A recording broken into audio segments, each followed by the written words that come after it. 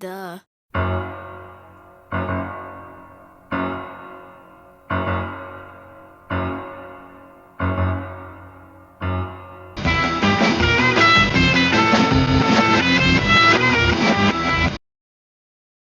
Hello everyone, I am K Swope, and I'm taking this mask off. This isn't awkward at all. I just showered, so it's sticking to my head. There we go. Woo! Way too wet for that. Way too wet for that. Anyways, ladies and gentlemen, I'm K Swope, and the only YouTuber you know who has not yet had a colonoscopy. Today we have Halloween 2, the original one this time, that we are going to be reviewing today. In case you didn't know, here's what's going on. This Halloween, here's what we are doing, this Halloween season, if you will, spooky season. We reviewed Rob Zombie's Halloween and Halloween 2, both the director's cuts. Now we're going to jump into the 20 years later timeline. So kicking things off, we're starting with Halloween 2, and then next week we'll plan to have H2O out, and then following that, Halloween Resurrection, and we will get the ball rolling from there. It's going to be great. It's going to be good. Here's how this review is going to work. I'm going to talk about the good things about the movie that I found, the bad things about the movie that I found, and then we're going to go at the end and give the film a rating on a scale from 1 to 10, 1 being the cinematic equivalent of stepping on a Lego brick, and 10 being the Citizen Kane of horror movies. That all being said, let's go ahead and dive right in. So the good things about this movie. I'm a sucker for the song Mr. Sandman, okay? And this film, I think, uses it pretty well.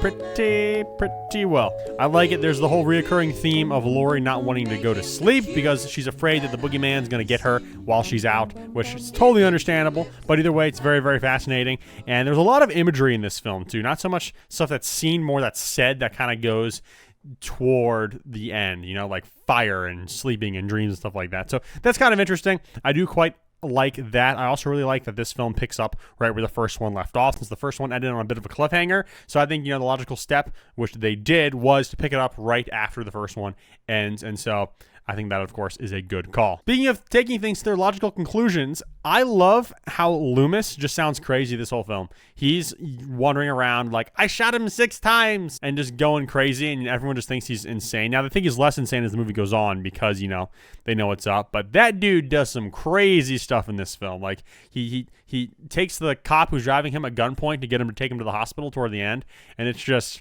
insane. It's madness. I love it. It's great. Not to mention the finale at the end is also really, really iconic and really, really good, where, you know, there's a whole scene with Loomis, Laurie, and Michael in that one room in the hospital. Laurie pops 2 caps in his eyes. We get that iconic shot of the blood running down the mask. And then Loomis lights the place up. Then we see Michael walking out in a blaze of glory.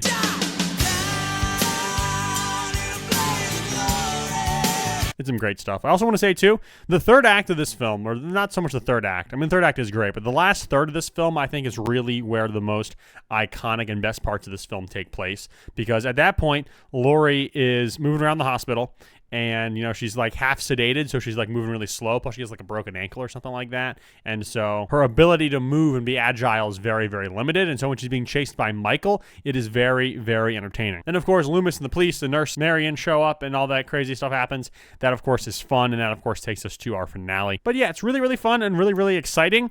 Now, to be quite honest, I don't, for some reason, have a whole lot to say about this film.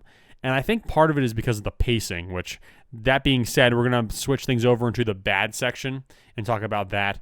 I think the pacing in this film is very slow feeling. I was not a big fan of that. I mean, again, it picks up, you know, the beginning's very exciting. Then Laurie goes to the hospital, and then it just gets really boring for the next however long. And then Michael we hardly see very much until he shows up at the hospital, which takes about like a third-ish of the movie to finally get there. The next 2/3 is Michael in the hospital, you know, being all Michael, stabby, whatever, all that good stuff. He gets a little more creative in this with some of his takedowns, like, I don't know, bleeding someone to death by just sticking a tube in her artery or whatever and just letting her drain out. Some guy gets syringed in the eye. Some girl gets syringed in the temple. That one looks very uncomfortable. So I guess tack that back up into the good stuff. You know, there's some creativity there. But yeah, the paces is definitely not doing this film any favors. You know what else isn't doing the film any favors?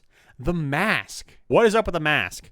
Now, I think, if my memory serves correct, I saw an interview with John Carpenter, and he said for this film, they reused the same old mask that was kept by one of the people on the production set, I forget who it was, who was a smoker underneath their bed. And so the mask looks a lot more worn and yellowed, and you can really see that, and it doesn't look good. It looks exactly like Carpenter described it, though, to be honest. It's not great. I don't like it at all. Something else I don't like, and I've always disliked this so much in the Halloween franchise, but the sibling twist, okay? Now, this film is iconic for setting that up, and then most of the Halloween films that we see after this one, that sibling twist is a driving factor in Michael, why he's doing what he's doing. Rob Zombie films did that. The original timeline did that. And basically every timeline had some consequence of Michael being the sister of Laurie Strode, except for the 40 years later timeline. And I think that's probably why, generally speaking, is my favorite timeline. So again, we see that here. This is where it all begins, and I just don't like it. Generally speaking, I mean, sometimes they handle it better in some films than others, but this is not. It puts a bad taste in my mouth whenever I see it. Whenever I watch this film and they come to that conclusion, I'm just like, eh. Now, I will say this is bad more from like a plot thing, but not a bad from a personal enjoyment thing. But Ben Tramer, okay? His death is absolutely hilarious and over the top in this film, and I think it's just ridiculous. So essentially, for those of you who do not know, what happens is they see a guy in a similar costume to Michael, who is not Michael, ends up being Ben Tramer, who gets name dropped in the first film. Rest in peace, Ben. But he starts running away. Some cop hears that Michael Myers is on the loose, so he goes to the extreme of hitting him with his cop car. Not just hitting him, but taking him the whole way back, shoving him into a van, and then the whole thing just blows up and he just burns up on fire, which is funny because it also foreshadows Michael's own demise, which is also really, really funny.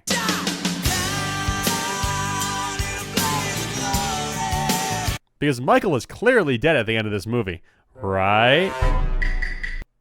But anyways, it's really weird in the plot. It's really bad in the plot, but it is so funny. So again, it's in the bad side of things, but it doesn't take away from my personal enjoyment of the film. We'll put it like that. I'll tell you what does, though. There's just some really cheap jump scares in this film. The first Halloween didn't have a whole lot as far as jump scares go, but I feel like most of the scares in this film are jump scares. It's just music cue, and then Michael just jumps out and, like stabs somebody or something like that. I don't know.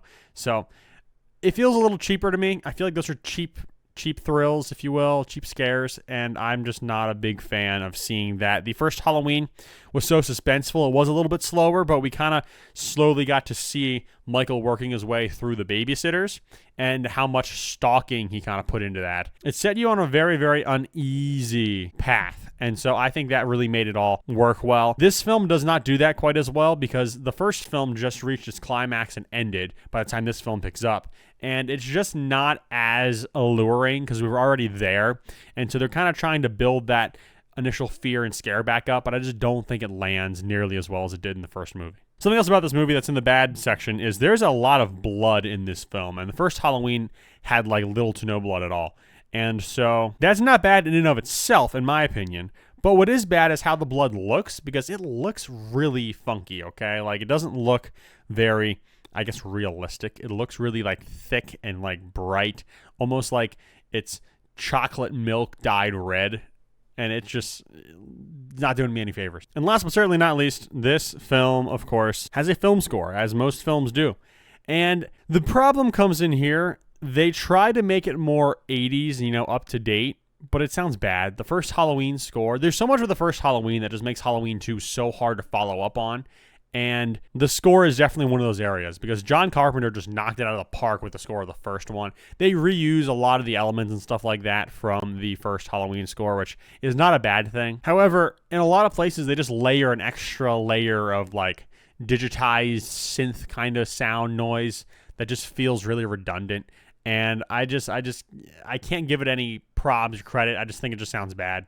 And so as a result, that's got to go in the bad side of things. Just listen to the Halloween 2 Halloween theme, okay, compared to the first one. The first one, absolutely iconic. It shows up everywhere in pop culture. It shows up so many more times in other Halloween films because it's just that well known, that iconic, and just known for, striking fear into people at the beginning. But listen to that, and then go and listen to the Halloween 2 Halloween theme, okay? It's like the same music. It's just the instrumentation, the arrangement is just way, way worse. And so I'm very, very disappointed about that. But that's basically the gist of what I have here for my review. Not a whole lot to say thus far. I feel like I said, I don't have a whole lot to say about this film for some reason. I guess because it just feels kind of slow and that just, A lot was happening when I was watching it. Just not a whole lot of stuff going on. But we're going to go ahead and move into my rating. Before we do, though, I want to let you know about a few things. For one, thank you guys all for watching this far. I greatly appreciate that. If you watched this far, that subscribe button is always appreciated if you enjoyed it. But on top of that, also, the very day I'm recording this is also the very day I launched my Discord. So go check that out. If I don't ruin it, I have no idea the first thing about how to run a Discord server, so hopefully it does not blow up in my face. But if you want to watch my either dramatic downfall or have a great time over there, there should be a link in the bio somewhere. It's going to be on my YouTube page also. You can go and check that out. I'd greatly appreciate to see you there. But I've meandered enough. It is time to give this film a rating. And ladies and gentlemen, I'm going to give this bad boy, Halloween 2, a 5.5 out of 10. I know it sounds kind of low. I know a lot of people really love this film. But for me, it doesn't hit. It doesn't land in the same way that the first Halloween does. I don't know if maybe I'm just spoiled. Maybe I need to, go many years without watching a Halloween film and then watch this one in isolation. And then maybe I'll give it a better review or something. I don't know. But the point is, I know there's better out there. I know there's better Halloween films that I enjoy so much more. So that being said, 5.5 out of 10 is what this film gets for me. But what did you think of Halloween 2? I want to know from you guys. This is a big film. A lot of hardcore fans out there. Let me know why I'm wrong in the comments below. But in the meantime, ladies and gentlemen, thank you guys all for joining me. I, of course, am K Swope. And hey, Jesus loves you, by the way. And I will see you in the next one.